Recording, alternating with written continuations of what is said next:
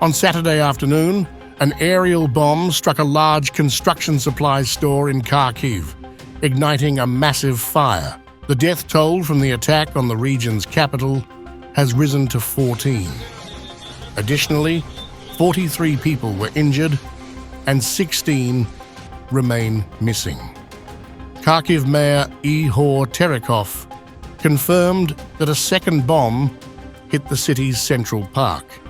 In addition to its ground offensive along Ukraine's northeastern border, Russia continues to bombard the Kharkiv region with missiles, guided aerial bombs, and drones. Ukrainian President Volodymyr Zelenskyy condemned the airstrike on the store as a manifestation of Russian madness and urged Western countries to supply Ukraine with air defense systems. This strike on Kharkiv is another manifestation of Russian madness.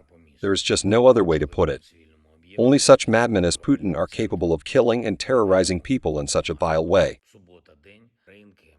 If we had more adequate modern air defense systems and aircraft, the Russian air fleet would have already suffered the same collapse as their Black Sea fleet, and Russian terror would simply become impossible.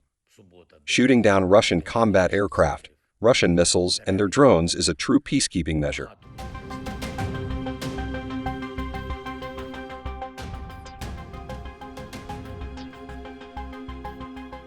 In a significant escalation, Russia is intensifying its efforts towards Chasiv Yar, posing a serious threat to Ukrainian supply routes.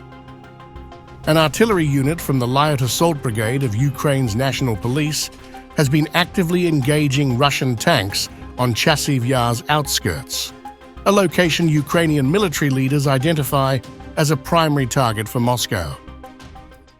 If we lose Chasiv Yar, the next settlement is Kostiantynivka. Already to the north of Kostiantynivka, there are a lot of neighboring villages which stand next to each other as far as Druzhkivka and Kramatorsk. Chasiv Yar is a very important area, which can be a bridgehead for the enemy for further actions on Kramatorsk. The Russian Ministry of Defense reports that from May 18th to 24, Russian forces carried out 49 major attacks using long-range precision-guided weapons. Targets included Ukrainian military sites, foreign mercenaries' deployment points, military airports, air defense systems, arsenals, fuel depots, and drones. The Russian military also claims to have repelled several Ukrainian attacks in Kharkiv, Avdiivka, and Donetsk, resulting in significant Ukrainian casualties and the destruction of tanks and armored vehicles. Russian forces are leveraging Ukrainian vulnerabilities in ammunition and manpower, making incremental gains in the protracted conflict. This advance is part of a broader strategy to capitalize on a critical period before substantial Western military aid, currently arriving in limited quantities, can fortify Ukrainian defenses. Ukrainian officials have cautioned that May will be particularly challenging. Russia's recent opening of a new front in the northeast has further strained Ukrainian forces along the extensive one. The strategic capture of Chasiv Yar would be a significant victory for Russia, bringing its troops closer to key urban centers and critical Ukrainian supply lines.